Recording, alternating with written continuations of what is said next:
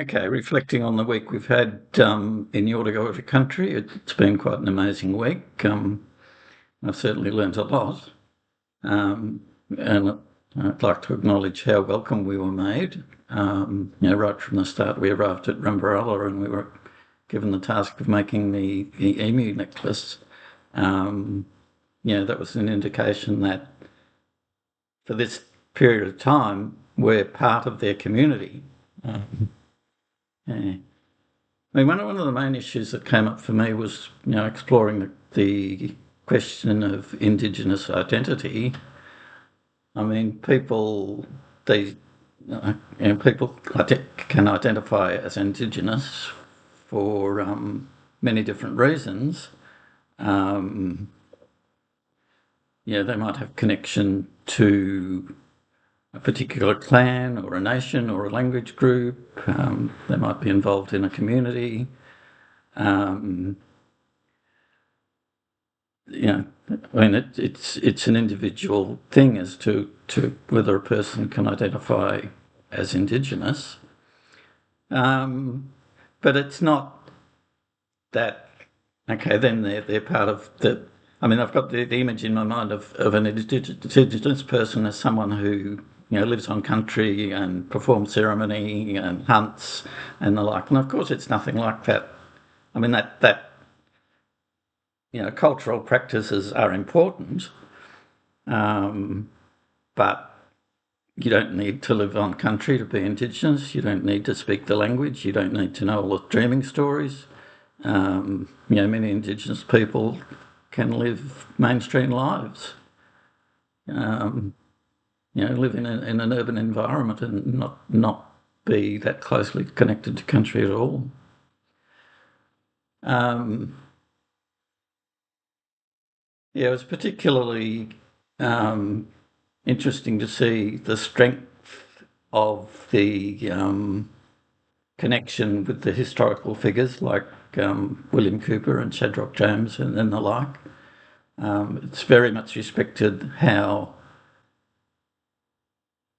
important what they did was to the modern day Aboriginal person. Um, yeah, okay. I mean,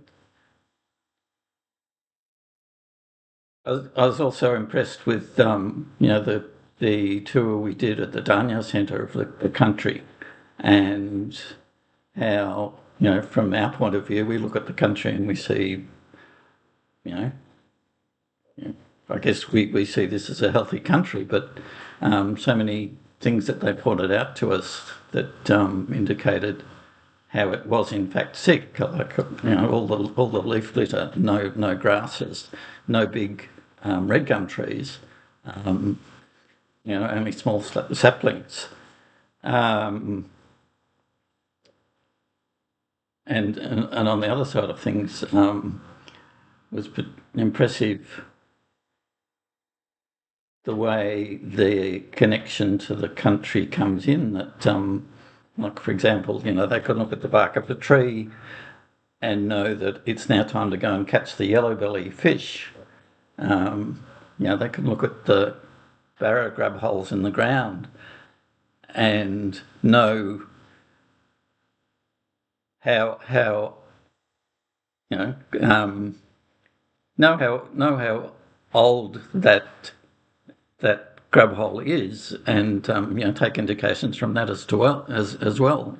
Um, you know, the, the country tells them what they need to know. Um, and like the other example is the country tells them when it's time to burn. Um, so it's fascinating to see how important the burning um, regime is, and it'll be interesting to see whether that can be extended, and they're allowed to do more and more cultural burning. Um, I mean, listening to Uncle Corey, I mean, it must be incredibly frustrating and difficult to work with all those different organisations across, 2 different states to be able to get what they need to try and improve the health of their country. I've got nothing but respect for the amount of work he must have to put into that. As far as how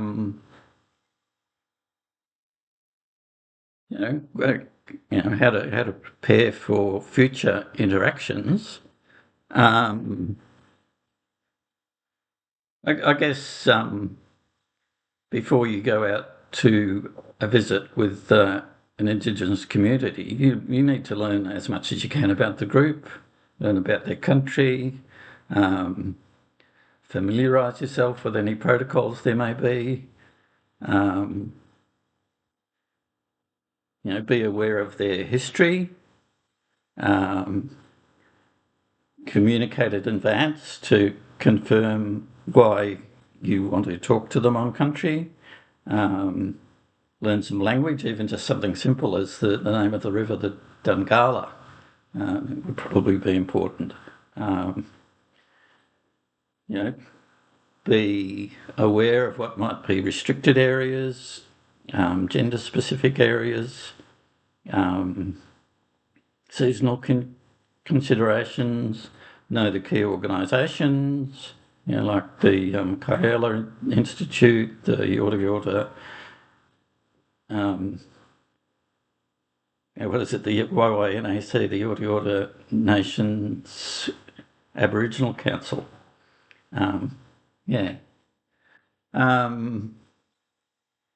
Perhaps one of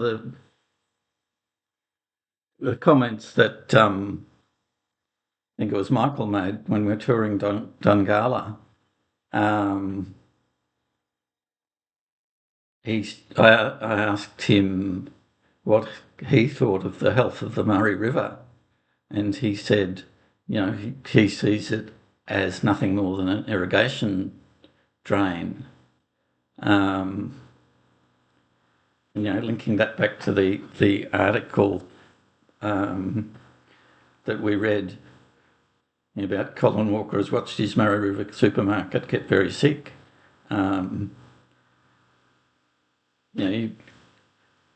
think we were told a story at one point about how swimming in the river, it used to be a clear water river.